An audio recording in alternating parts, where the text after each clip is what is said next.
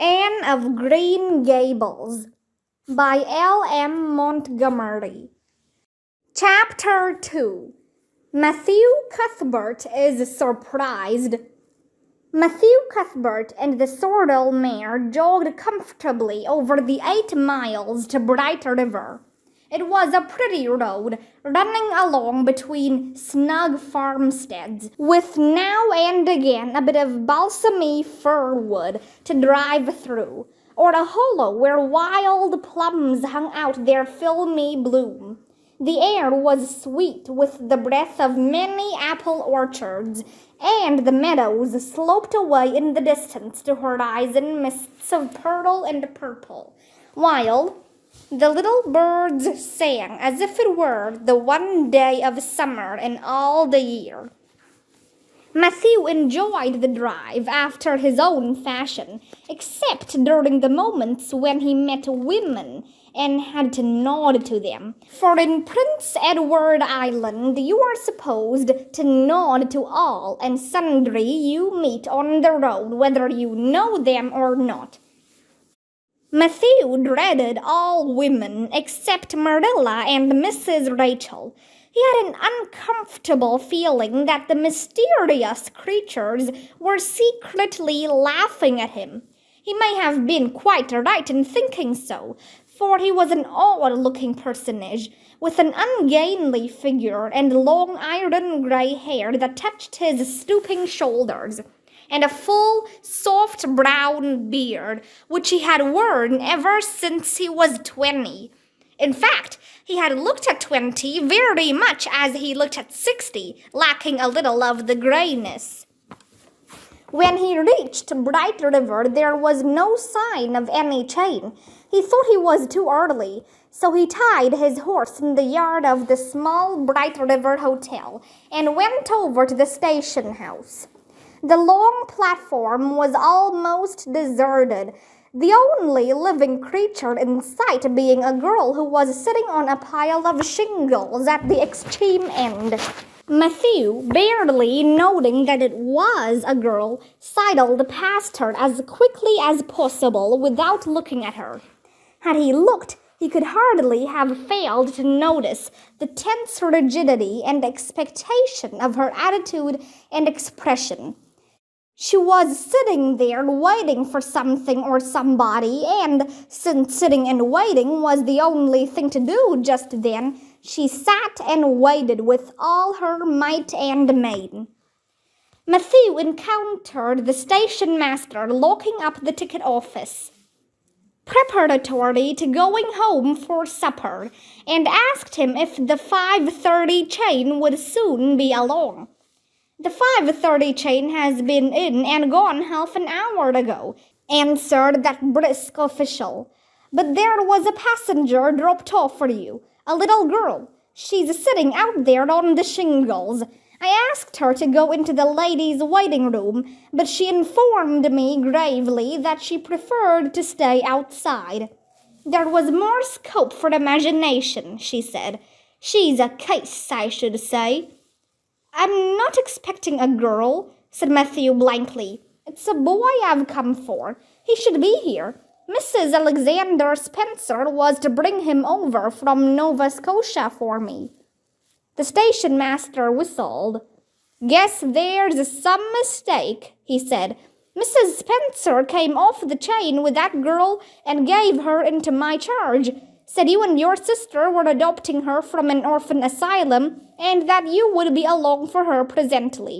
That's all I know about it, and I haven't got any more orphans concealed hereabouts." "I don't understand," said Matthew helplessly, wishing that Marilla was at hand to cope with the situation. "Well, you'd better question the girl," said the station master carelessly. "I dare say she'll be able to explain. She's got a tongue of her own, that's certain. Maybe they were out of boys of the brand you wanted." He walked jauntily away, being hungry, and the unfortunate Matthew was left to do that which was harder for him than bearding a lion in its den. Walk up to a girl, a strange girl, an orphan girl, and demand of her why she wasn't a boy. Matthew groaned in spirit as he turned about and shuffled gently down the platform towards her. She had been watching him ever since he had passed her, and she had her eyes on him now.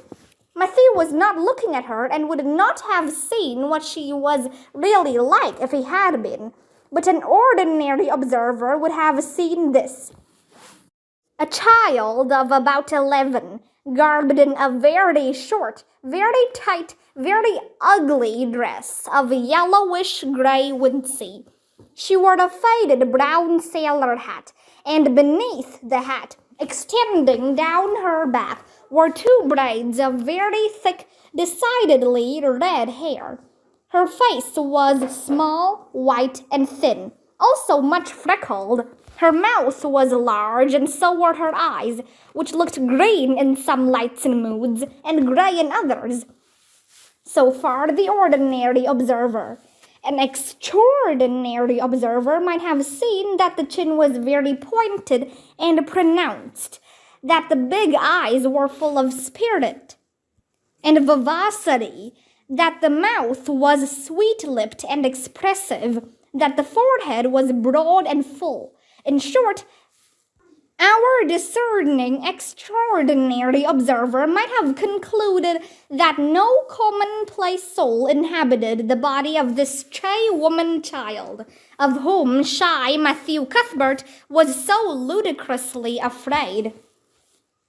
Matthew, however, was spared the ordeal of speaking first, for as soon as she concluded that he was coming to her, she stood up, grasping with one thin brown hand the handle of a shabby, old-fashioned carpet bag.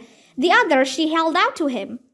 "I suppose you are Mr. Matthew Cuthbert of Green Gables," she said in a peculiarly clear, sweet voice.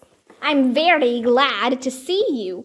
I was beginning to be afraid you weren't coming for me, and I was imagining all the things that might have happened to prevent you. I had made up my mind that if you didn't come for me tonight, I'd go down the track to that big wild cherry tree at the bend and climb up into it to stay all night. I wouldn't be a bit afraid, and it would be lovely to sleep in a wild cherry tree, all white with bloom in the moonshine, don't you think? You could imagine you were dwelling in marble halls, couldn't you? And I was quite sure you would come for me in the morning, if you didn't tonight." Matthew had taken the scrawny little hand awkwardly in his. Then and there he decided what to do. He could not tell this child with the glowing eyes that there had been a mistake. He would take her home and let Myrtilla do that. She couldn't be left at Bright River anyhow, no matter what mistake had been made, so all questions and explanations might as well be deferred until he was safely back at Green Gables. "I'm sorry I was late," he said shyly. "Come along. The horse is over in the yard. Give me your bag." "Oh, I can carry it," the child responded cheerfully. "It isn't heavy. I've got all my worldly goods in it, but it isn't heavy. And if it isn't carried in just a certain way, the handle pulls out. So I'd better keep it because I know the exact knack of it. It's an extremely old carpet bag. Oh, I'm very glad you've come, even if it would have been nice to sleep in a wild cherry tree. We've got to drive a long piece, haven't we? Mrs. Spencer said it was 8 miles. I'm glad because I love driving. Oh, it seems so wonderful that I'm going to live with you and belong to you. I've never belonged to anybody, not really. But the asylum was the worst. I've only been in it 4 months, but that was enough. I don't suppose you ever were an orphan in an asylum, so you can't possibly understand what it is like. It's worse than anything you could imagine. Mrs. Spencer said it was wicked of me to talk like that, but I didn't mean to be wicked. It's so easy to be wicked without knowing it, isn't it? They were good, you know, the asylum people.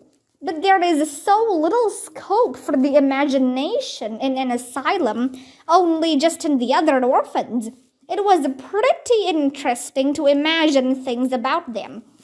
To imagine that perhaps the girl who sat next to you was really the daughter of a belted earl who had been stolen away from her parents in her infancy by a cruel nurse who died before she could confess.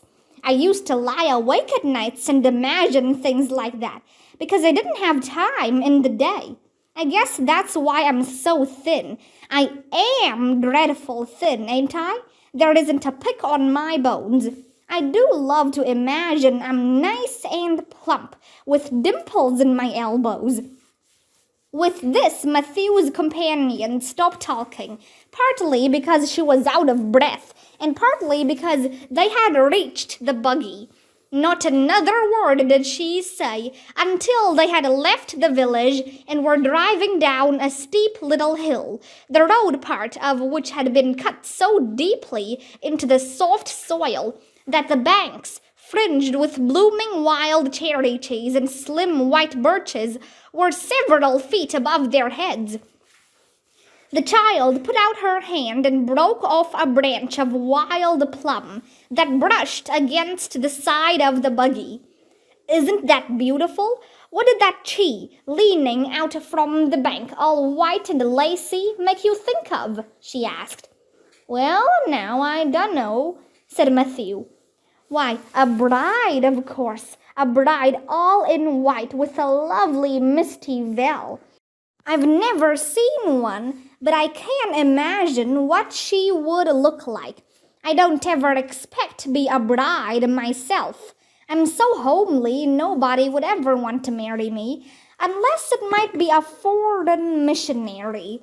I suppose a foreign missionary mightn't be very particular, but I do hope that someday I shall have a white dress. That is my highest ideal of earthly bliss. I just love pretty clothes, and I've never had a pretty dress in my life that I can remember. But of course it's all the more to look forward to, isn't it? And then I can imagine that I'm dressed gorgeously. This morning, when I left the asylum, I felt so ashamed because I had to wear this horrid old wincey dress. All the orphans had to wear them, you know. A merchant in Hopeton last winter donated 300 yards of wincey to the asylum. Some people said it was because he couldn't sell it, but I'd rather believe that it was out of the kindness of his heart, wouldn't you?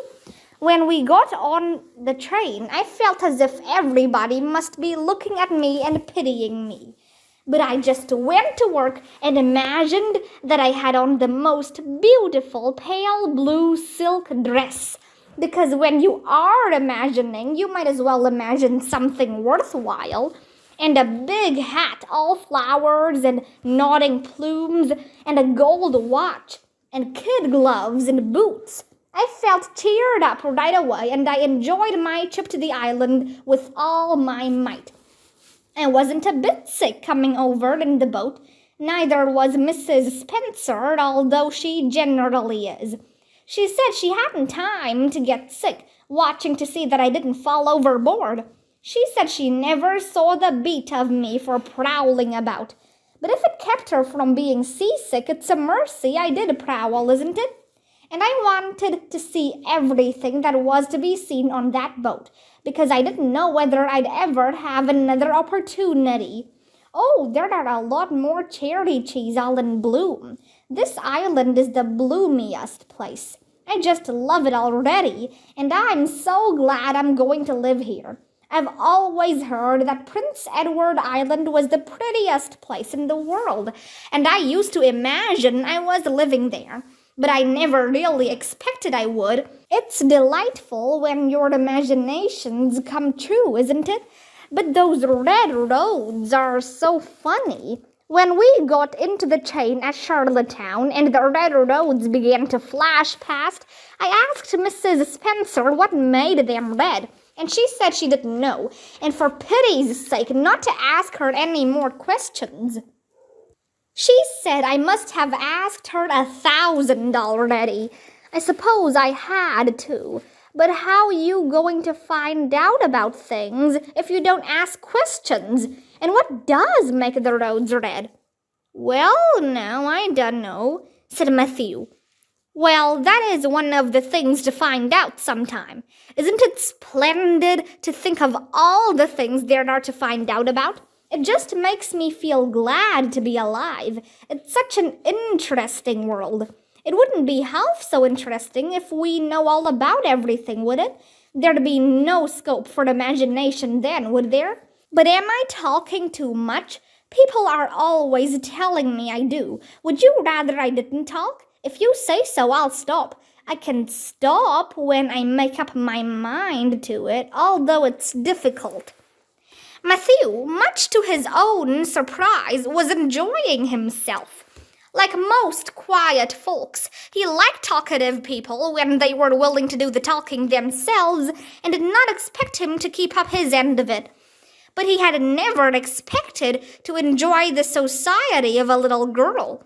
Women were bad enough in all conscience, but little girls were worse. He detested the way they had of sidling past him timidly, with sidewise glances, as if they expected him to gobble them up at a mouthful if they ventured to say a word. That was the Avonlea type of well-bred little girl. But this freckled witch was very different, and although he found it rather difficult for his slower intelligence to keep up with her brisk mental processes, he thought that he kind of liked her chatter.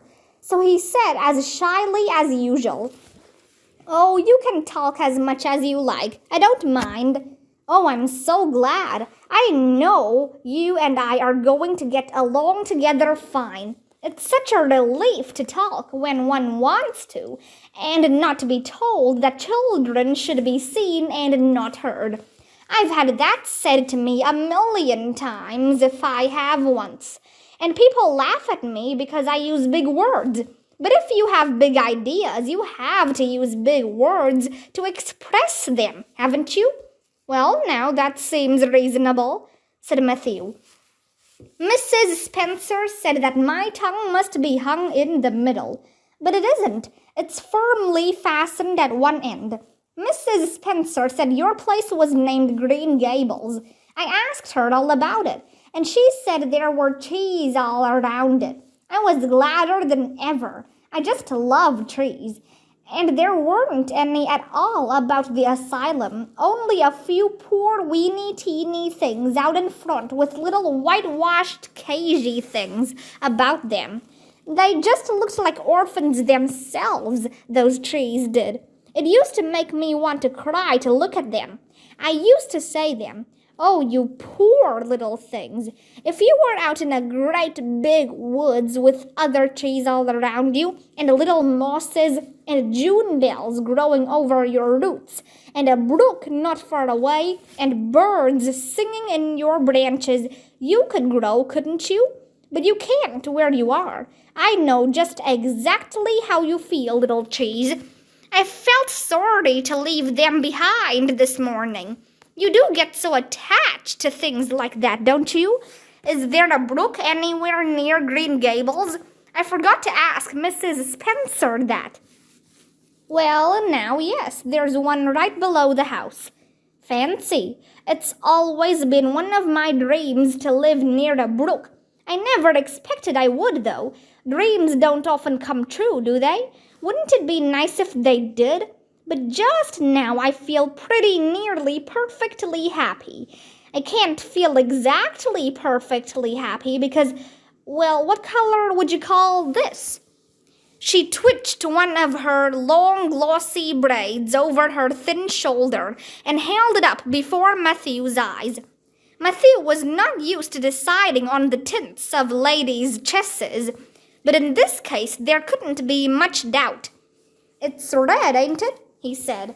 The girl let the braid drop back with a sigh that seemed to come from her very toes and to exhale forth all the sorrows of the ages. "Yes, it's red," she said resignedly. Now you see why I can't be perfectly happy. Nobody could who has red hair. I don't mind the other things so much, the freckles and the green eyes and my skinniness. I can imagine them away. I can imagine that I have a beautiful rose leaf complexion and lovely, starry violet eyes. But I cannot imagine that red hair away. I do my best. I think to myself, now my hair is a glorious black, black as the raven's wing. But all the time I know it is just plain red, and it breaks my heart. It will be my lifelong sorrow. I read of a girl once in a novel who had a lifelong sorrow, but it wasn't red hair. Her hair was pure gold rippling back from her alabaster brow. What is an alabaster brow? I never could find out. Can you tell me? Well, now I'm afraid I can't, said Matthew, who was getting a little dizzy. He felt as he had once felt in his rash youth when another boy had enticed him on the merry-go-round at a picnic. Well, whatever it was, it must have been something nice, because she was divinely beautiful. Have you ever imagined what it must feel like to be divinely beautiful? Well, now, no, I haven't, confessed Matthew ingenuously. I have often. Which would you rather be if you had the choice? Divinely beautiful or dazzlingly clever or angelically good? Well, now, I don't know exactly. Neither do I. I can never decide. But it doesn't make much real difference, for it isn't likely I'll ever be either. It's certain I'll never be angelically good.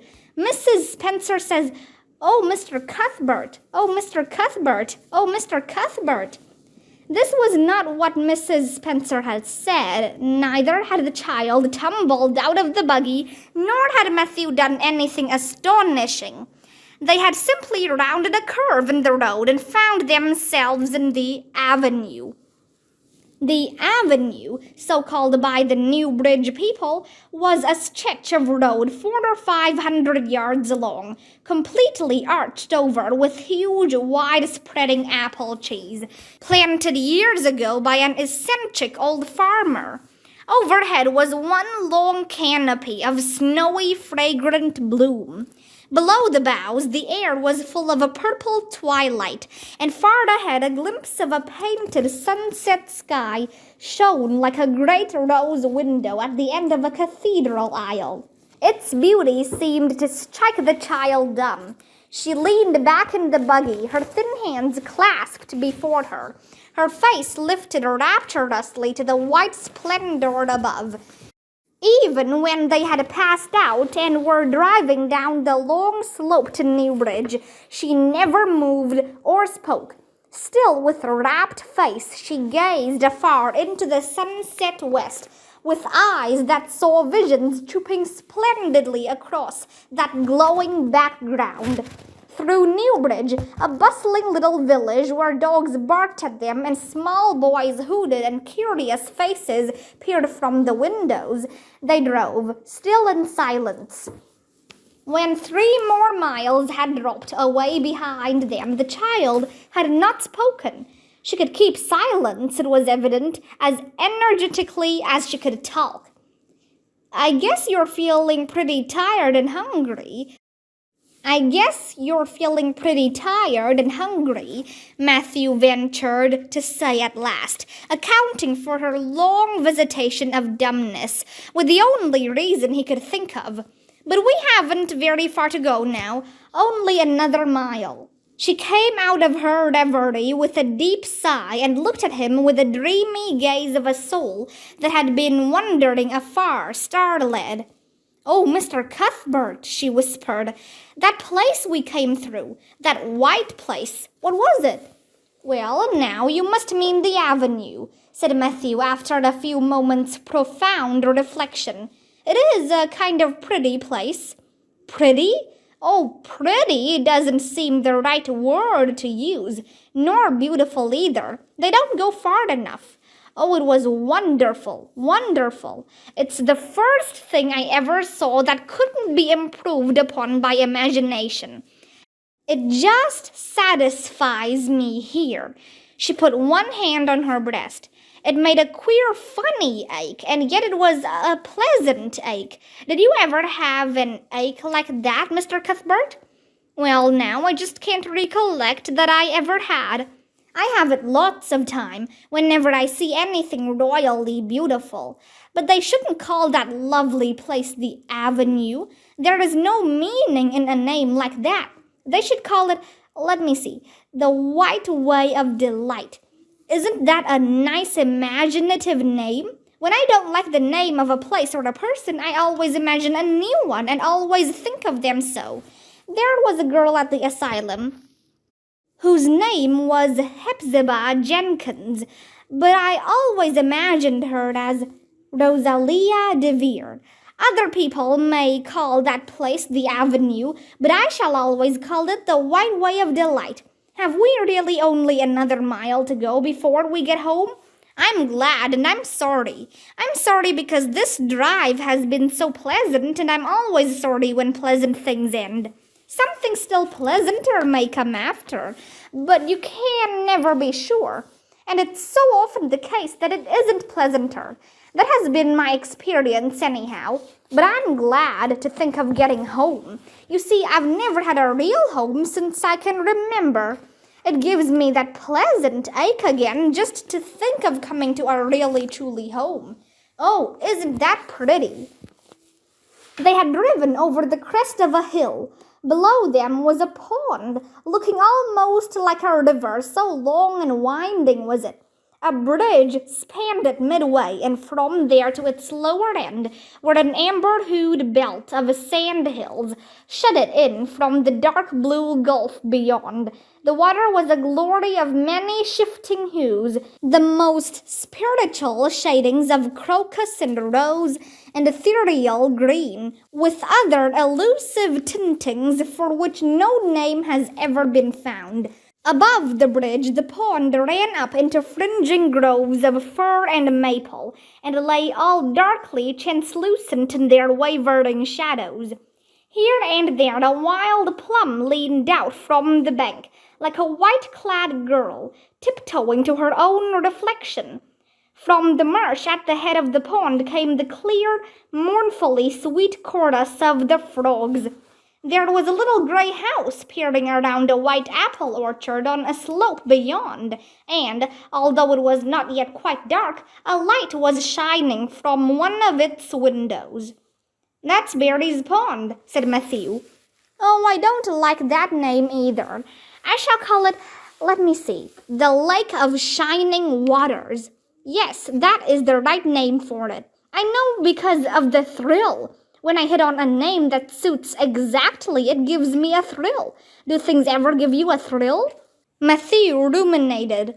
"Well, now, yes. It always kind of gives me a thrill to see them ugly white grubs that's paid up in the cucumber beds. I hate the look of them." "Oh, I don't think that can be exactly the same kind of a thrill. Do you think it can? There doesn't seem to be much connection between grubs and lakes of shining waters, does there? But why do other people call it Berry's Pond?" "I reckon because Mr. Berry lives up there in that house. Orchard Slope's the name of his place. If it wasn't for that big bush behind it, you could see Green Gables from here. But we have to go over the bridge and round by the road, so it's near half a mile further. Has Mr. Berry any little girls?" "Well, not so very little either, about my size. He's got one about 11. Her name is Diana." "Oh," with a long indrawing of breath. "What a perfectly lovely name." "Well, now, I dunno. There's something dreadful heathenish about it, seems to me. I'd rather Jane or Mary or some sensible name like that. But when Diana was born, there was a schoolmaster boarding there, and they gave him the naming of her, and he called her Diana. I wish there had been a schoolmaster like that around when I was born then. Oh, here we are at the bridge. I'm going to shut my eyes tight. I'm always afraid going over bridges. I can't help imagining that perhaps, just as we get to the middle, they'll crumple up like a jackknife and nip us. So I shut my eyes, but I always have to open them for it all when I think we're getting near the middle. Because, you see, if the bridge did crumple up, I'd want to see it crumple. What a jolly rumble it makes. I always like the rumble part of it. Isn't it splendid? There are so many things to like in this world. There, we're over. Now I'll look back. Good night, dear lake of shining waters. I always say good night to the things I love, just as I would to people I think they like it. That water looks as if it was smiling at me. When they had driven up the further hill and around a corner, Matthew said, "We're pretty near home now. That's Green Gables over—" "Oh, don't tell me," she interrupted breathlessly, catching at his partially raised arm and shutting her eyes that she might not see his gesture. "Let me guess. I'm sure I'll guess right." She opened her eyes and looked about her. They were on the crest of a hill. The sun had set some time since, but the landscape was still clear in the mellow afterlight. To the west, a dark church spire rose up against a marigold sky. Below was a little valley, and beyond a long, gently rising slope with snug farmsteads scattered along it. From one to another, the child's eyes darted, eager and wistful. At last they lingered on one away to the left, far back from the road, dimly white with blossoming trees in the twilight of the surrounding woods. Over it, in the stainless southwest sky, a great crystal white star was shining like a lamp of guidance and promise. "That's it, isn't it?" she said, pointing. Matthew slapped the reins on the sorrel's back delightedly. "Well, now you've guessed it. But I reckon Mrs. Spencer described it so's you could tell." "No, she didn't. Really, she didn't. All she said might just as well have been about most of those other places. I hadn't any real idea what it looked like. But just as soon as I saw it, I felt it was home. Oh, it seems as if I must be in a dream. Do you know, my arm must be black and blue from the elbow up, for I've pinched myself so many times today. Every little while, a horrible, sickening feeling would come over me, and I'd be so afraid it was all a dream. Then I'd pinch myself to see if it was real, until suddenly I remembered that even supposing it was only a dream, I'd better go on dreaming as long as I could. So I stopped pinching. But it is real, and we're nearly home." With a sigh of rapture, she relapsed into silence. Matthew stirred uneasily.